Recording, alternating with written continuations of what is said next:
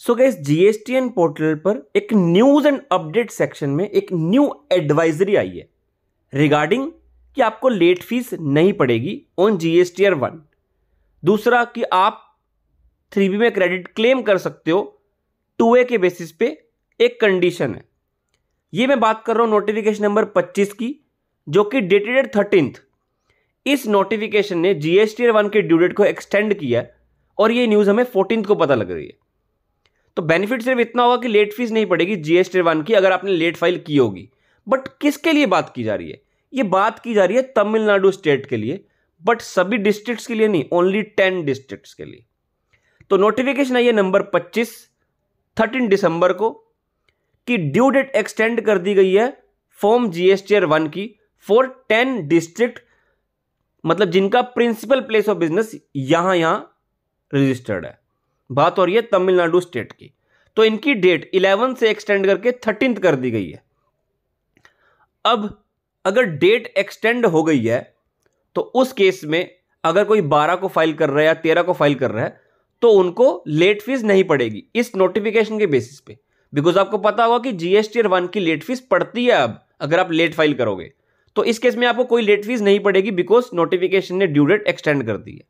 अब बात करते हैं इनपुट टैक्स क्रेडिट की। आप आईटीसी कैसे क्लेम करते हो? 2B के बेसिस पे, 2A के बेसिस पे क्लेम नहीं करते। आई बिलीव आपको दोनों में डिफरेंस पता है 2B और 2A में, तो अभी हम डिस्कस नहीं कर रहे। अब 2B में जो डाटा आता है वो आता है कि आपने कौन सी रिटर्न 11 तक फाइल की है जीएसटीआर 1 और आईएफएफ 13 तक। तो अगर आपने कोई जीएसटीआर 1 11th के बाद फाइल किया है या आईएफएफ बाद फाइल किया है तो वो डाटा आपको 2B में नहीं दिखता, 2A में तो दिख जाता है। 2A में आपका हर कोई डाटा आता है जो आपने नवंबर, फॉर एग्जांपल नवंबर की बात करता हूं, तो नवंबर की रिटर्न फाइल आप 11 तक करो या 11 के बाद करो, तो जब भी फाइल करोगे वो सारा डाटा आपको 2A में मिल जाएगा। बट 2B में सिर्फ वही डाटा आता है जो आपने 11 तक फाइल कर दिया, एक कट ऑफ डेट है।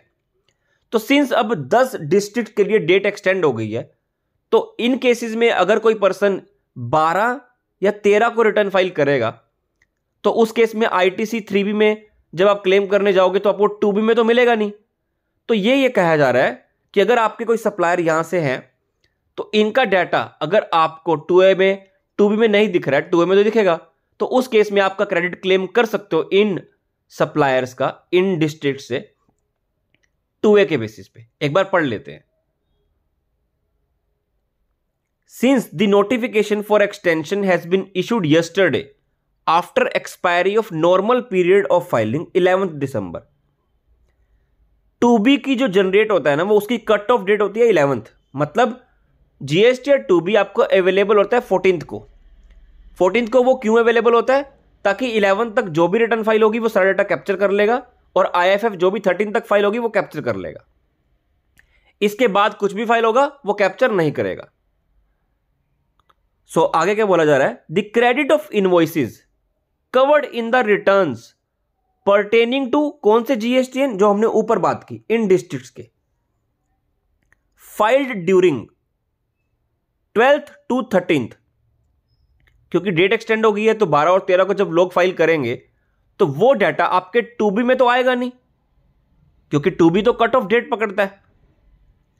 तो इसलिए एडवाइस किया जा रहा है टैक्स पेयर्स को कि आप क्रेडिट क्लेम कर लेना on the basis of GSTR 2A, क्योंकि 2A में तो सारी डिटेल आ रही है, 2B में ओनली 11th और 13th की आ रही है। 13th बात कर रहे हैं आईएफएफ की। जीएसटीआर 1 अगर 11th के बाद फाइल करोगे तो वो आपको 2A में मिलेगा, 2B में नहीं मिलेगा। नो डाउट वो आपको मिल जाएगा 2B में नेक्स्ट मंथ में, लेकिन इस बार नहीं मिलेगा। तो अभी आप क्लेम कर सकते हो 2A के बेसिस पे। सो आई बिलीव आपको इंफॉर्मेशन काफी रेलेवेंट लगी होगी। वीडियो में कुछ भी जाएगा तो लाइक कमेंट करना मत भूलना। Till then goodbye and thank you so much.